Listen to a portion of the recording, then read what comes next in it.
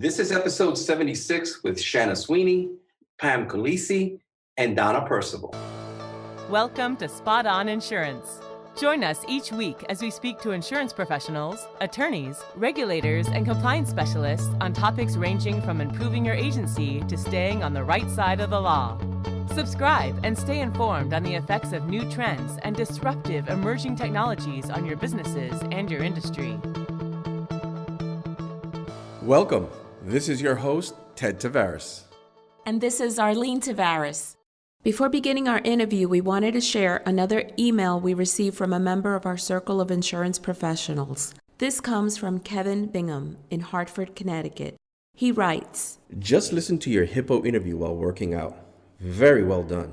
Loved his message about InsurTech really being about customer enhancement and not really disruption. Agree 100%. Insurance today is about the speed at which we bring value to our customers. I already emailed your podcast to some of my clients. Kudos. Kevin is referring to episode 71 entitled Today's Innovative Underwriter. Our guest was Mike Gula. Now it's time for us to introduce you to the Women of Wholesale. Pam Quilici is COO at Crouse and Associates and the co-founder of Women of Wholesale. She is chairman of Next Generation Committee and an SLA of California board member. Shanna Sweeney is a Specialty Excess Senior Underwriter at the Navigators Group and the president of Women of Wholesale.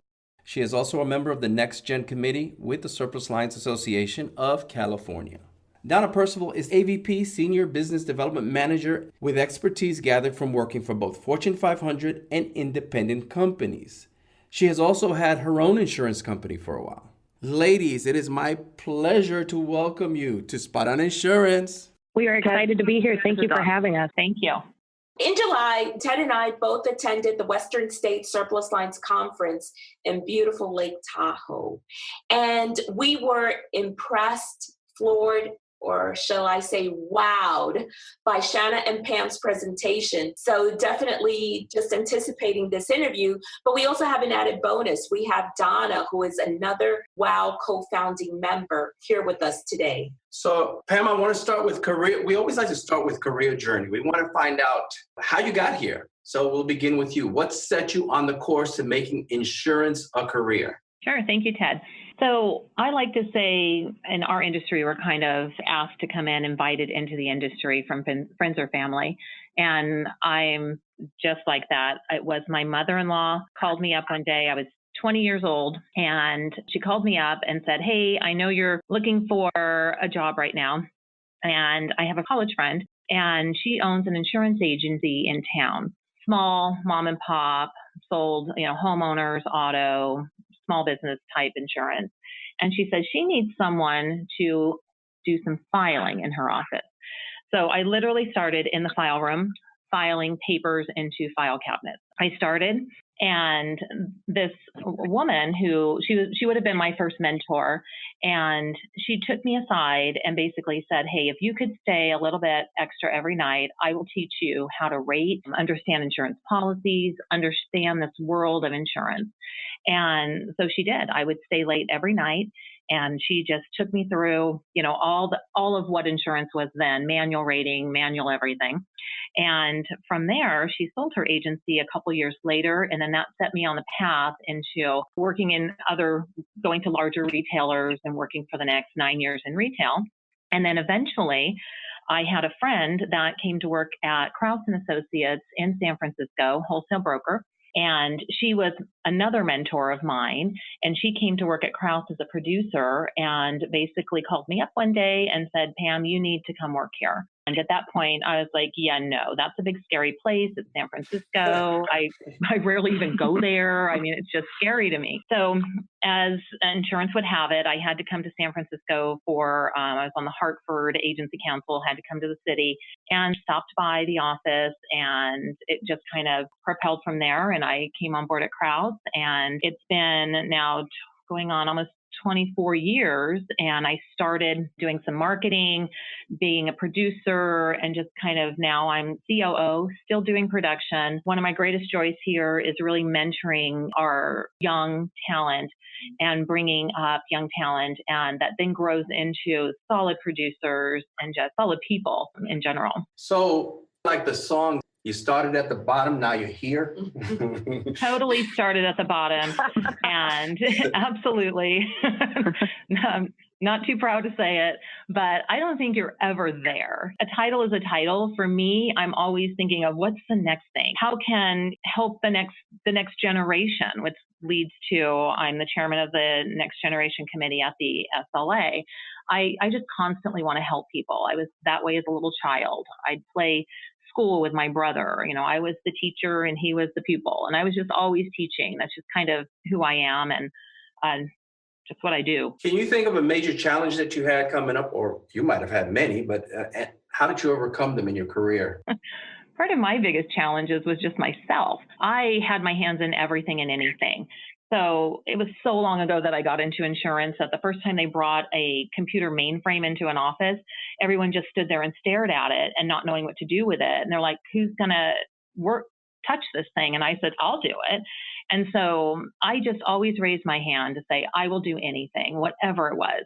When we started doing mergers and acquisitions at one company that actually purchased an agency that I was at, I raised my hand to say, yeah, I'll help with the mergers and acquisitions. When it came time to change our software system, and I said, I'll help with the rewrite, So I just always raised my hand. And so my biggest challenge was taking on probably too much in life, and on the retail side, that was part of my transition period into wholesale. Was I was doing so much there that I really thought it was the job. But when I came to Crouse, I realized, here I go again. It's me. I'm the one that just keeps getting my hands in everything and just always wanting to know more about anything and everything, and not just about insurance. But that's fantastic because it makes you a lifelong learner. I am. Absolutely. Yes. And I look for that in people. And I think I gravitate to people that are lifelong learners, and I push people to be lifelong learners. I love that story, Pam. The story of your mentor, your early mentor, how you still have that fresh in your mind, and how that's become a part of your career is mentoring others. And you could definitely see that with your involvement with Next Gen. Shanna, I want to talk to you about how you got your start. I know that you did an internship back in 2010 with Catlin. Is that what got you thinking about it, or were you already there? So like Pam mentioned, you're either invited in or you're related to somebody. So in college, I was one of those overly ambitious people. I had 4 different internships. I managed a bed and breakfast by myself. I was doing it all. And one of these internships was with Enterprise Rent-A-Car, and which is why I still rent from them every day. I picked up this insurance executive about once a month the entire summer so he could rent a car to go golfing.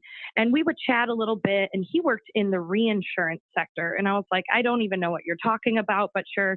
Thank you, nice man. Please keep talking. And that summer, by the end of the summer, he had created an internship program for me within Catlin, within their department. They had never had an intern before, and it was kind of a big deal to have this first presence and the first start at their attempt at attracting the next generation. So I was kind of scouted. And it was because of my personality and my sales techniques that he thought maybe I would be a good underwriter. So once I graduated college after finishing an internship a full summer, and then even they let me come back and work some of the winter months, I signed on full time with Catlin for a 1.5 to 2-year training program that allowed me to travel the world. So I got to live in 9 different cities in the US and in Europe to train under every single division in the reinsurance department, as well as operations, actuarial, legal, and claim. So I was given, my story is very different from Pam's. I didn't start from the bottom. I immediately was brought in at this accelerated pace with a path to success gifted to me. And all I had to keep doing was keep raising my hand and keep doing the work, and the rest would just follow. So after working at Catlin for almost 5 years as a reinsurance underwriter, XL bought out Catlin, and I took that as my call to God to move to San Francisco. I spent 6 weeks in San Francisco when I worked with Catlin during that training program, and the city was just always on my mind. So luckily, I found the E&S industry. I knew what the E&S industry was from reinsurance because, those were the deals I was reinsuring, but I had no idea the amount of work and detail that goes on below the entire tower of reinsurance and what an amazing community these people are. So I moved to San Francisco about 3 years ago now, and it has just been the best part of my career so far. And I'll be going on 10 years next year in the industry. And it is it for me. I know for certain this is my career path, and I'm just excited to see where it goes. That's fantastic. And Shanna, one thing that I have to say is you had doors open for you based on you. Here you were working at Enterprise, and it's because of your personality and that this door opened for you. Because if you look back, you're talking about 2010. That's when the recession was really impacting the insurance industry. And so many companies that did have training programs were closing them down. So the fact that you went into an internship set up by Catlin and Specialized kind of molded for you, that says a lot about you. I think it goes back to the wow factor because you were able to wow somebody at Enterprise while driving them around, and something about you just shine through. And then after that, it's not about what somebody gifts you. It's about what you do with that gift afterwards. And it sounds like you have done some fantastic things with everything that has been presented to you. Again, another learner. Well, I appreciate that. My dad always says that if you're in a room with my daughter, you will know who she is. I am a little loud, but I love people and I love engaging and building relationships. And it's something that I've been able to do in the E&S industry. And I have made what I know will be lifelong friends. And it's a gift. So what's fueling you? What's fueling me? Honestly, I just want to make my parents proud, specifically my mom. She is such a strong woman. She put herself through college and graduate school.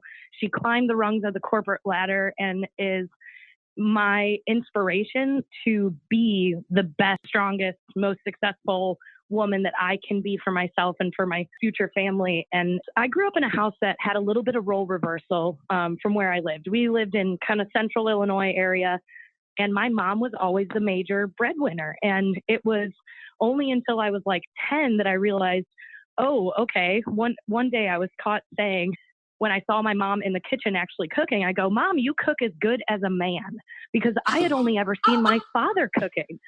And it just never dawned on me that typically women are the homemakers. So I never from the beginning had that vision for myself or my life or my career. But that's how parents can be a motivating force. I'm reminded of the group The Time, and one of the lines from their songs that I love to always recite is, "Make your mama proud." And it does. It's a big, strong, motivating force. If I know that's the same thing with our youngest son is like that. He's very much a mama's boy, and he just loves his mama, and he does everything he can to make us proud. Donna, I'm going to go to you. I know you have extensive experience in strategic business development, marketing, leadership. You have been a business development manager. What led you into your insurance career? Great question. As just to reiterate what both Pam and Shanna said, I was actually invited into the industry. I had been working for a Fortune 500 company selling postage meters, which was more transactional sales. And it was solving problems, but it wasn't what my calling was. And a friend of mine happened to call me up who was working for a direct writer based out of Northern California and said, hey, we have an opening in our Southern California office. At the time I was living in Laguna Beach, and said, why don't you come interview? They just let go of an employee there. They're expanding the territory, and it's a great opportunity. She says, it's not the most glamorous clientele that you're calling on, because I was calling on the automotive aftermarket industry, but she says it's relationship sales. And that's what I have found and what inspired me to move into the insurance industry. It's all about building relationships and deepening relationships. And once whether you're on the retail side or the wholesale side or the carrier side, it's those relationships which fuel and which inspire me to go out there and to solve people's problems. So that's kind of what led me into it. I've been fortunate that I started working for a direct writer. So I was what they would call a field underwriter / account manager. So I would actually go out and find accounts, I would actually could sit there in their office that day, write up the account. From there, I was there for about 4 or 5 years. And after that, I was like, well, I'm going to go out on my own and try to do this on my own. So I had my own retail agency for about 4 years. And it was exciting, but I missed the camaraderie and I missed being in a company environment. So with that, I ended up working on the wholesale side briefly. It was more of an aggregator. Was there for 4 years and went into development and training other account managers and business development people. And then left the industry for a short period of time. And a friend called me back and said, hey, we need somebody in San Francisco. I really want to get you up here and have you help expand the market share here. So I joined 2 years ago and have loved every minute of it. And that's how I came in contact with Pam and Shanna. And then from the three of us talking, we just found out that we shared common goals and visions of what we wanted for the industry and how we wanted to help empower women. And so over a brief conversation, that's how we created Women of Wholesale. And Donna, specifically, like what gap did you see in the industry that really drove the three of you to be inspired to co-found WOW? You know, if you look at the overall industry, there's very few women that are in high executive positions throughout the industry. A lot of the women are supporting the men in running the business and their relationships with the customers. And so as we were kind of talking about it, it's like, how can we help empower women and help them move up through the ranks within the insurance industry, whether it's from a carrier side, a wholesale side, and how can we help them both professionally and personally develop themselves?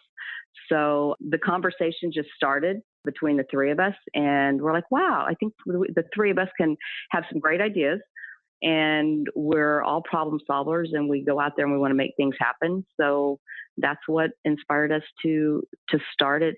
And it launched in January of this year. Now, do you think this is very different from what women are going through in other industries? Do you think there's just the insurance industry is further behind, or does it stand on par with what women are going through in other industries as well? In my opinion, I think there are in many industries out there that women are a step below, and it's how do we start being more visible and being heard and being seen out there. And so for our organization as a whole, we want to start challenging the status quo and how do we step it up. Okay.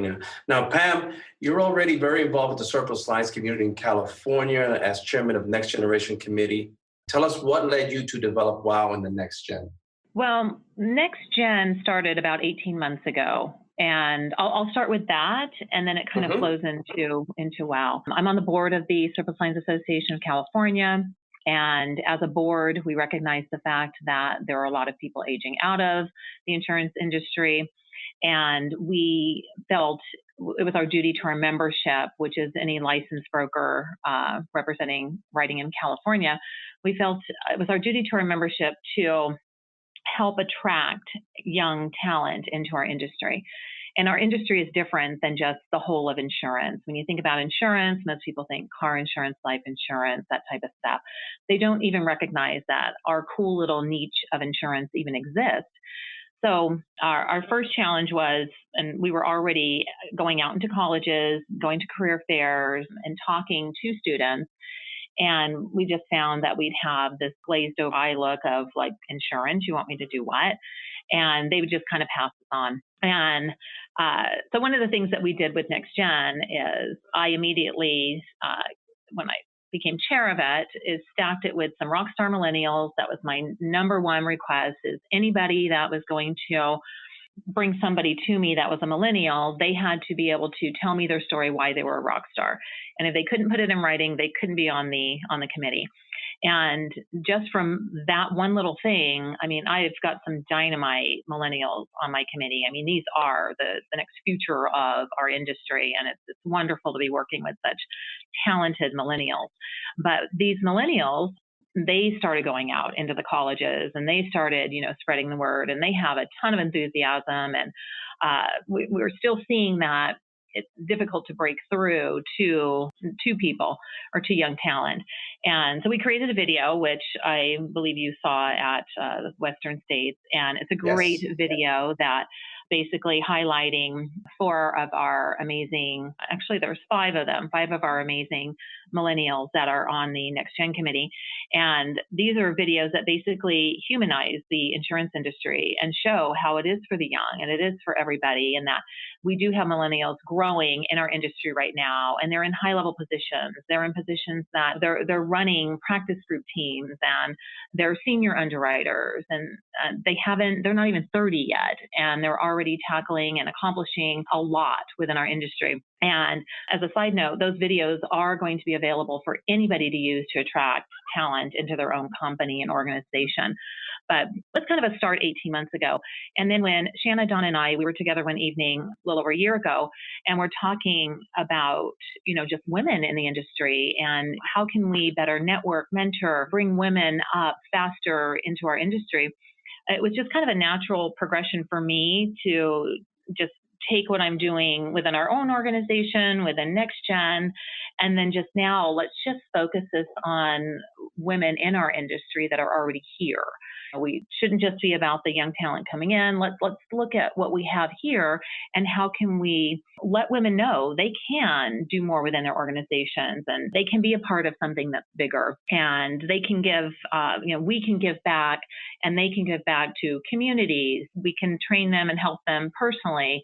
And just through the networking efforts and some of the philanthropic endeavors that we've done, this group has really become much, much stronger. We're nearly 100 women now, and it's just amazing how the synergy, when you get these women together, it's really something special. And we know that it's going to grow nationally. It's going to go nationally. And we just want to keep this momentum going and the synergy that we have within the Women of Wholesale, and just, challenge women all across the country to just come together and just do strong things within their own communities and together. Well, one of the things that we're going to do is put the video up on our show notes page so that any of the listeners can also get to it. Spot On is sponsored by Insurance Licensing Services of America. Need help with corporate name changes, annual returns, or surplus lines tax filings? Feeling overwhelmed? If you're looking for experts in regulatory compliance, you've come to the right place. ILSA provides the industry with over 50 services. To learn more about the company and how they can help, visit ilsainc.com. Now, Shanna, tell us why you're so passionate about WOW. Bring the fire. Well, I'm going to kind of reference Pam's story again because we couldn't be more different. I was never the girly girl growing up. I was never the caretaker. I was the one that broke things and was dirty all the time and wore ponytails and cargo pants. And that was just my style. I never really found it easy to become friends with girls or women. And once I got into the E&S industry, all of a sudden I had this major group of women friends. And it invigorated to find out more about the women in the industry and stop separating myself from them, because I would often find myself in the group of guys and just saying, I can be one of the guys. But that's the joy in Women of Wholesale, is that you get to enjoy being the woman in the industry. And for me too, it's a lot about philanthropy. So I volunteer quite a lot in my free time, and it's something I just love to do. It feeds my soul. And I found as I got busier with my career, it left a little less time to do all this philanthropy work I wanted to do. And so I thought, how can I intertwine philanthropy with my career? And then the birth of this association happened, and it all just became so clear and so easy. So yes, we have this major initiative to develop and promote and celebrate women in the wholesale insurance industry, but we also have tasked ourselves with a very important duty of helping develop our local communities.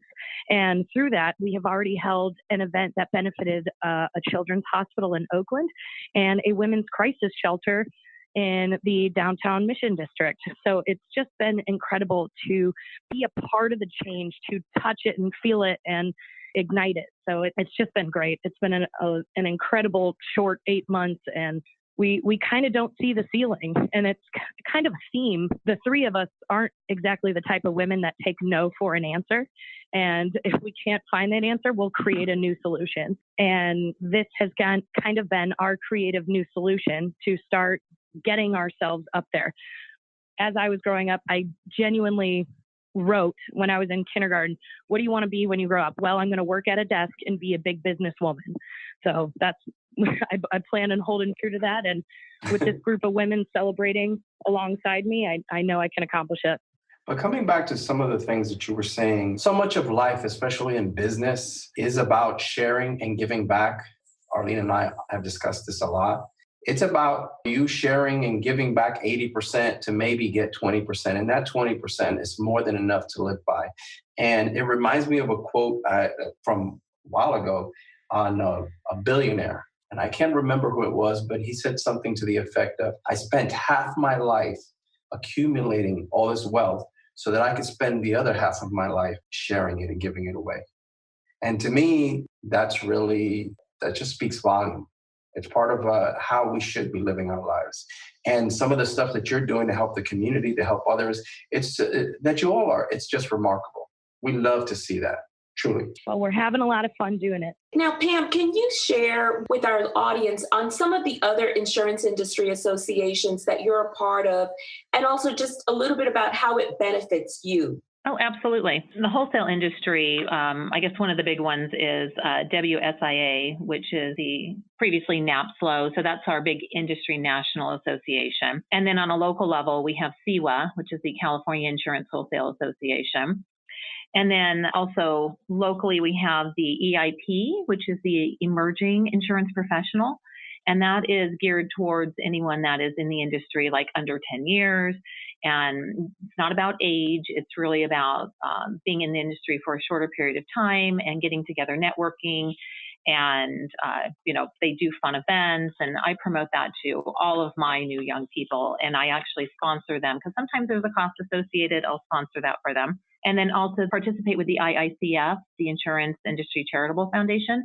And that is also a national movement. And that brings a lot of insurance carriers and brokers and everyone within the industry together.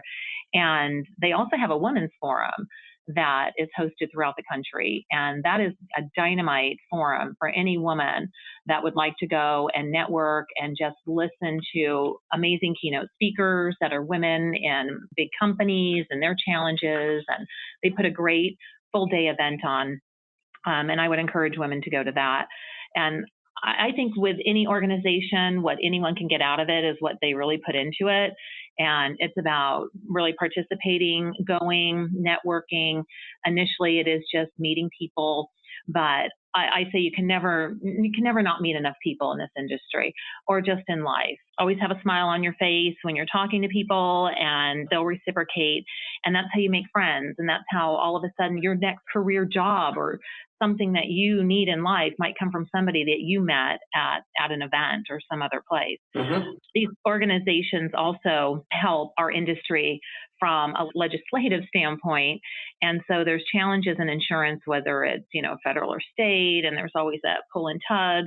And so whether it's WSIA, CIWA, or the Surplus Lines Association of California, I know that's a big initiative always is trying to preserve the integrity of our industry. And right now it's federal and state. We still are more state, but federal became involved a little ways back, but they're really not interested as much on the national level. It's more on the international level right now is where more of that focuses. So we're kind of good right there.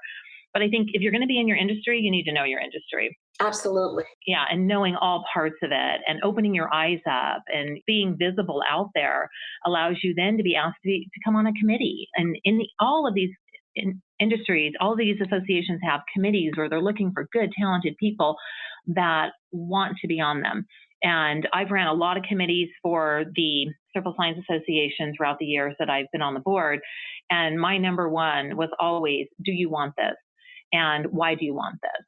And if it was just because someone told me I should do this, no, that was never good enough. I always wanted doers, and the doers are what really propel our industry and making it great. The other thing to keep in mind is that with a lot of these insurance industry associations, is that there are local chapters as well. Because like something like NAPSLO, which is now WSIA, Ted and I have been part of that for many, many years. And I know for someone coming into the industry that hasn't been around for a long time, going to one of those conferences where like the NAPSLO ASEA ones have maybe 3,000 to 4,000 attendees can be a bit overwhelming. But if you look at something like the one that we attended in March in San Diego, I believe it was, those are much smaller and you can get involved and just network a lot easier. So always when you're looking up these conferences and associations, just look at also the local ones. The other thing is with CEWA, they will actually be now the host of the Western State Surplus Lines Conference. So that's going to be coming up for 2019. And just to add on something that you were saying, a part of our mission here is to educate and to introduce the professionals in the industry to the industry, because some of them are segmented and they only know this part. And what we're trying to do is get them to really explore what the insurance industry is all about. Yes, on a local level, you have your IBA chapters, you have CPCU chapters, and I think one of the kind of disheartening things is with CPCU, if you go to those meetings, it's mostly people that are definitely 50 and older. We do not have a lot of young talent actually taking those higher learning education, outside education type courses. And that's a big push of mine right now internally is in our own organization is that the next wave of talent that comes out of our industry is not going to have the same knowledge of the talent that's leaving the industry because they're not doing that self-learning, or their organizations aren't promoting them or paying for them to actually take this outside learning. And one of the things at Women of Wholesale that we want to do is provide scholarships for women. And sometimes that's a new woman coming into the industry, or that could be a woman in the industry right now where her own organization is not promoting that higher learning. Absolutely. Yeah, I want to say, just to touch upon that, like you said, the CPCUs are oftentimes had by people that are a lot older in our industry. And I recently, Ted and I were at the Surplus Lines and Reinsurance Forum in New York in mid-May. And I was just so impressed by a young lady that I met there that works for Allied World. And she's in her 20s, and she had tons of designations, but she even had her CPCU. And I was just really impressed. And I want to say for the young people that are out there, go ahead and start getting your bling bling early on. No need to wait. Just get that bling bling behind your name. It's easier to get it when you're young and before you start a family, and then, things start to get in the way as you get older. So the time to do it is when you're fresh in the industry. Absolutely. So Pam, what administrative hurdles have you all faced in attempting to, if any, in attempting to expand WOW into other states? Have you faced any administrative hurdles? That's a great question. We are really setting our foundation right now in California. And there's, it takes time and there's paperwork and all of that good stuff to set up a proper corporation. We're a nonprofit. And at this point, we are gaining all the interest from the other states. And we are in the midst of speaking with legal counsel how to do that properly, because this is something that we haven't necessarily done on our own. So this isn't one of the easy parts for us. So we are setting that foundation right now here in California, and then we will be ready to start chapters in other parts of California, as well as taking it across the nation very, very shortly. But you already have folks who are interested, correct? Oh, absolutely. They're all over the country. And Shanna might be able to speak to this. Yeah, so it's incredible. Western States was such a great experience and an opportunity to reach people nationally that we wouldn't have necessarily had the chance. So I have women emailing me from Pennsylvania, from Atlanta, Georgia, Texas, Scottsdale, Phoenix area, Seattle especially has a big following, LA, of course. And it's just kind of been overwhelming. So part of it, and I think the first maybe struggle we're going to face is, of course, the compliance issue. We want to make sure we're doing this the right way. So we're lucky that we have a network of really talented people around us. And of course, many of those are women as well. And yeah, right now it's just trying to stay organized and keep the interest going and just keep every day. We seem to be talking more than once weekly now about, okay, what is the next step, and constantly taking those steps forward. And honestly, there's no way I could do this without absolutely both Pam and Donna, because they have such unique skill sets and experience that have given the life and breath to Women of Wholesale. And I think that they would agree that it truly takes the three of us to make this work. Well, I think we're going to be helping you in that email area. I get a feeling that once this airs, you're going to get a few more emails from across the country. As a matter of fact, we have listeners actually all over the world. We have them in Africa and Europe and people who are doing business here. So you're certainly going to find a lot of interest both in the States, in the 50 states, and who knows, you may even get some from Puerto Rico. That sounds great. We're ready for them. So Donna, what cool, crazy things do you see in the pipeline for WOW? A couple of things that I see is I'm a certified professional coach as well. So again, I have a passion for helping people in their own personal and professional development. So one of the things that I'm excited about is how we can bring people in, get them involved, and find out how they can create their passions with their lives, whether they're doing it already now within the insurance industry, or if their passion doesn't involve the insurance industry, but how do we start entwining that into their daily lives and giving WOW as an opportunity to get that support. Actually, part of our website, ULR, is called Go-WOW. And it came about as we were talking when we started this. One day, Pam and Shanna and I were all sitting around talking about our organization. And we came up with our URL is Go-WOW. And it came about because we're like, we can see this going international and global. So why don't we just call ourselves Go WOW? So that's how that kind of came about. So we really do see a vision of impacting the lives of women around the world. Pam, you bring to our circle of insurance professionals a lifetime of knowledge. What wisdom can you share with someone that's just entering the industry? The advice that I would give to anyone entering into, I guess, any profession, and the insurance industry especially, is number one, don't just sit back and wait for someone to tell you what to do. Constantly ask, seek. You have to be in charge of your own destiny. And so you have to be your own champion to really make that work. And whether you're interning or you just started a job or whatever it is, you have to raise your hand, shout out that you're there to do more, come in early, stay late. Don't be that person who just puts in enough. You get so much more back out of this industry when you put yourself into it. And then secondly, I think having amazing mentors throughout your life is really a key to being able to become much better, sooner, quicker. And it really is a shortcut, to get you to a higher level. And so seek out people. I've had a number of mentors throughout my life, and I continue to this day to have mentors in my life. And just thinking back during this podcast, I really thought about it, and majority have been women.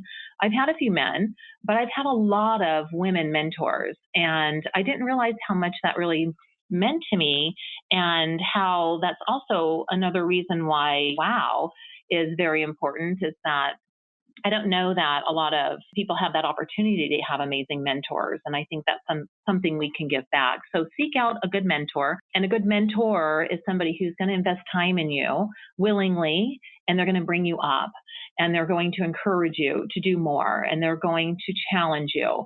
And as a good mentee, your job is to take that and just use it. And the relationship can be so amazing. So come into the industry wanting to learn, raise your hand, find good mentors.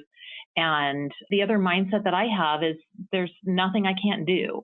There's a way to get everything done. So there's no challenge that we can't overcome. And just understand that we're just an industry, and our industry is growing. It's changing dramatically. We're not going to have all the solutions today for what's going to be happening 10 years ago. So it's a great entrepreneurial type industry to get into. We're going to have to tackle new initiatives like artificial intelligence. You got autonomous vehicles coming out. We've got all kinds of things that we don't even know of yet that we're going to have to tackle. And it's going to be that next generation that's going to tackle it. And so this is a cool industry to be in. It's very exciting. And as long as you show up to work every day knowing that you can make a difference, and it's fun and you get paid for it, bonus, our industry also, you can reap the benefits of the energy you put into it. Well, Pam, after all of that, I only have one word that I can say about what you just had to say, and that is wunderbar. Amazing. And Shanna, I just want to get your perspective. Obviously, you're a little bit younger than most of us on this episode, so you should clearly remember what it was like to join this industry, which is well-established, well-rooted, very set in its ways. What advice can you share with a young person that's just joining the industry? Ooh, that's a big one. Yes, I do remember very clearly the start. And, starting in reinsurance too, this other smaller kind of subsect and community, I found, there were plenty of women in the office, but not a lot of women in the higher ranking roles. And so the first thing is find your mentor and cling to them. They will help you. And the mentor, you might have more than one, and they might come in different forms. So one could be inside of your organization, one could be outside. For me, it is a series of mentors that have really catapulted me to where I am today. And as Pam said, a job as a mentee is to take those tools and you use them and you start building what your legacy and what your future will look like. So another piece of advice is to take it seriously. I think it's a little harder right out of college to immediately know how to hit the ground running. But if you take it seriously and put in the work, put in the hours, there is no secret to success among the biggest billionaires of the world. It's because they are doing the work. They are investing themselves, and you can find ways to invest yourself. And the last piece of advice would diversify your skills. So don't just focus on, okay, I'm just going to get all these designations and that's it. Well, try and find an association to get involved with. Maybe it's something internally, an internal initiative to help develop something within your company. Raise your hands and diversify your skill sets, because it does make you better and then even more attractive for those bigger roles ahead of you. That was very sound and fresh advice for those newcomers. But I don't want to leave Donna out. You ladies were great. Donna, what do you have to say about all this? I feel that there's so much opportunity that's out there within the insurance world, and there's so much talent that's out there, that as new people are coming into the industry, always ask. If you don't ask, you never get, and you never move forward. So my word of advice is to continue asking, continue being curious, continue exploring. And it's an industry that we have a lot of fun in. Speaking of fun, join us next week and get to know Deidre Wright. Deidre is Director, Engagement and Marketing of the Diversity and Inclusion Institute for Business Insurance. We will be delving into how diversity and inclusion is an essential component for the future of the insurance industry. That's next week on episode 77 of Spot On Insurance. Ladies, as I mentioned earlier, there will probably be a lot of women across the country who will want more information about Women of Wholesale. Shanna, how do they connect with you? So our first point of contact can be if you go to our website, www.go-wow.org. And there is a link at the bottom of the page that says info, and you can just send us an email and then we will reach out. We also have our LinkedIn page, and you could reach out to us through there. Our LinkedIn page is Women of Wholesale. Perfect. So we have your website and we have your LinkedIn page. That's fantastic. Also, I want to give a special little thank you to Donna. Donna is actually on vacation off of Rhode Island, and she took some time from her vacation where I asked her, and I think I'm going to just push her and say that she promised me some pictures because I want to check out this island. But I want to thank you for coming in during your vacation to join us here on Spot On Insurance for this episode, just bringing to our folks out there in the industry information on Next Gen in California as well as WOW. Thank you so much, ladies. Visit spotoninsurance.com, where you'll discover an ever-growing library of podcasts, videos, articles, and online tools by professionals for professionals to enhance your insurance education. By the way, that's where you'll also find our podcast notes and bonus resources. Please don't forget to click the iTunes link to rate and review, and let others know what you think of Spot On Insurance. Thank you for joining us, and we'll catch you next week.